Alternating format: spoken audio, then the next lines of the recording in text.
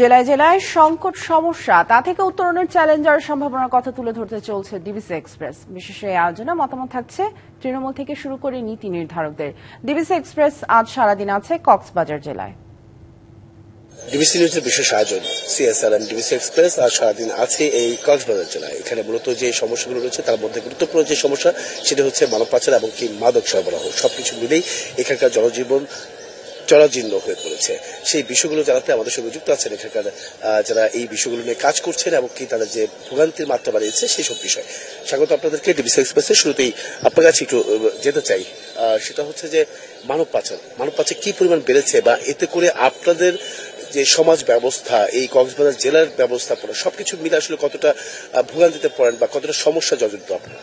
মায়ানমারের যে বর্ডারে আমরা ইতিপূর্বে যে সমস্ত কর্মকাণ্ডগুলি যারা মাদক পাচারকারী এরা নেপথ্যে থেকে যায়, মূলত মাদক যারা পাচার করে তারা বহু শক্তিশালী এবং গডফাদার। সেন্ট মার্টিন থেকে সোনাদিয়া পর্যন্ত এই যে বেলটা, এটা একটা মানব পাচারের একটা ল্যান্ডিং পয়েন্ট, একটা ট্রানজিটের মতো মানব পাচারকারীরা এরা ব্যবহার করে আসছে। 2010 সালে 12 সালের পরে আমরা মানব পাচার যে আইনের মধ্যে কোর্টে যে সমস্ত মামলাগুলি হয়েছে এগুলিতে আসলে আমরা বেশি পরিমাণ এই পাচারকারীদেরকে আমরা শাস্তির আওতায় আনতে পারিনি। কক্সবাজারের কিছু নির্দিষ্ট ব্যক্তিবর্গ এটার সাথে জড়িত আছে।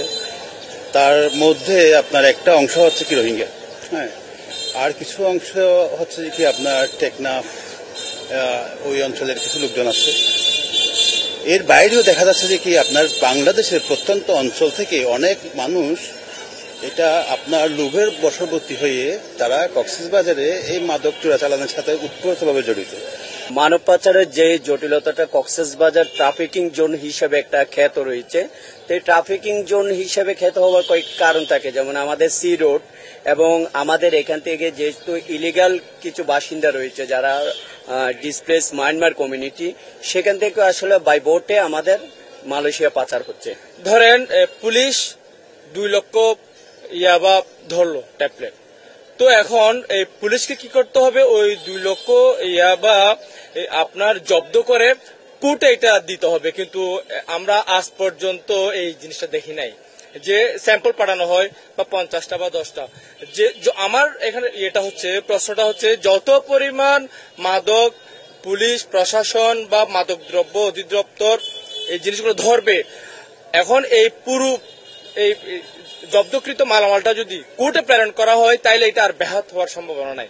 শুনছিলেন আসলে মাদক এবং পাচার, এই দুটি বিষয়, মানব পাচার, এই দুটি বিষয় নির্মূল করতে আইন শৃঙ্খলা বাহিনী যথেষ্ট ভূমিকা রাখতে হবে, আরো জোরদার নিরাপত্তা জোরদার করতে হবে, সেই বিষয়গুলো কিন্তু তারা বলছেন। এবং কি পরবর্তী সংবাদ বিকেল 5টায় থাকছে ভিন্ন কোনো জায়গা থেকে ভিন্ন কোনো সমস্যা নিয়ে তুলে ধরার চেষ্টা করবো। সঙ্গে থাকুন ডিবিসি এক্সপ্রেসের।